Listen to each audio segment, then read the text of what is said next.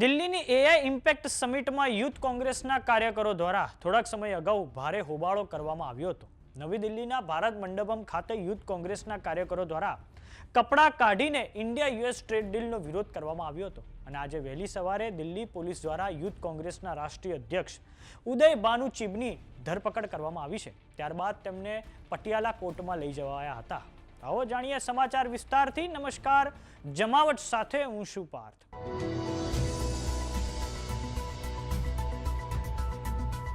Indian youth કોંગ્રેસના રાષ્ટ્રીય અધ્યક્ષ ઉદય ભાનુ ચિબ સહિત અન્ય 8 લોકોની દિલ્હી પોલીસ દ્વારા ધરપકડ કરવામાં આવી છે. ફેબ્રુઆરીની 20 તારીખે યુથ કોંગ્રેસના કાર્યકરો દ્વારા શર્ટલેસ પ્રદર્શન એઆઈ ઇમ્પેક્ટ સમિટમાં કરવામાં આવ્યું હતું. તો હવે પોલીસ દ્વારા આ મામલે ઉદય ભાનુ ચિબની ધરપકડ કરીને પટિયાલા કોર્ટ ખાતે હાજર કરવામાં આવ્યા હતા, જ્યાં તેમની 4 દિવસની પોલીસ કસ્ટડી કોર્ટ દ્વારા મંજૂર કરવામાં આવી છે. દિલ્હી પોલીસનો આરોપ છે કે યુથ કોંગ્રેસના અધ્યક્ષ ઉદય ભાનુ ચિબ અને તેમની સાથે અન્ય સાથીઓ જે શ્રીકૃષ્ણ હરી, કુંદન યાદવ, નરસિમ્હા યાદવ અને અજય કુમાર યાદવ દ્વારા પોલીસના કામકાજમાં બાધા ઊભી કરવામાં આવી હતી. પોલીસ પર હુમલો પણ કરવામાં આવ્યો હતો. આ ઉપરાંત ઉદય કુમાર ચિબ પર આરોપ છે કે તેમણે શર્ટલેસ જે વિરોધ એઆઈ ઇમ્પેક્ટ સમિટ ખાતે કરવામાં આવ્યો તેમાં અન્ય સાથીઓના નામ પણ તેમણે છુપાવ્યા છે.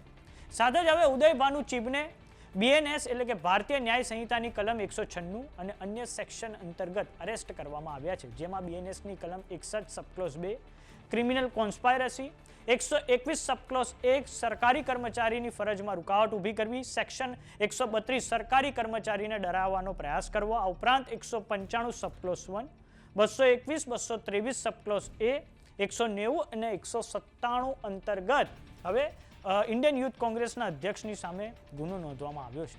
આ ઉપરાંત એઆઈ ઇમ્પેક્ટ સમિટમાં જે વિરોધ થયો તેની તપાસ દિલ્હી ક્રાઇમ બ્રાન્ચને સોંપી દેવામાં આવી છે.